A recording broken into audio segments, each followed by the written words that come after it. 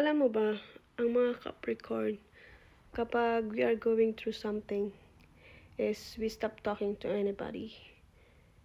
Because we like to be alone, we like to be silent, and if we're okay, and we like to solve our own problems, and if we are okay, we start communicating and we start talking. And Capricorn also is like things to be done quickly. For example, pag sinabing ng Capricorn na gawin mo yan, gawin mo ito, at sasabihin mo, oh, we'll do it later. And they don't like that because they like things to be done on time. They like things to be done as soon as possible, because if you say later, they might tend to forget it. So they like to be done. They like things to be done quickly. And also, we Capricorn, we are stubborn, but if we know the things, if we know what we are saying is right and true, and if we know what we are doing, so.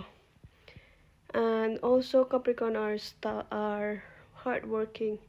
They like to go to work early as possible.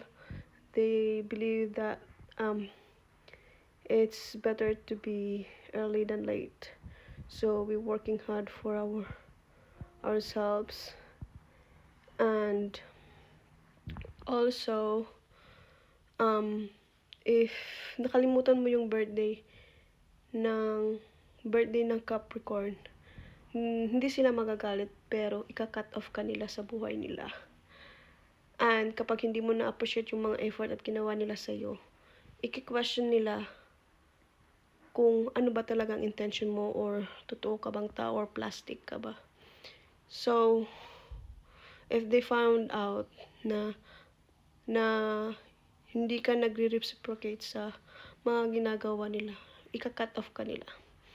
At also, hindi sila naniniwala sa mga reasoning, excuses, kasi they believe if there's a will, there's a way. So, hindi nila tatanggapin ang mga reasoning mo kasi isipin nila na maraming paraan kung gugustuhin ng isang tao, at maraming dahilan kung ayaw ng tao. So, yeah, that's what our Capricorn. And Capricorn also, we Capricorn,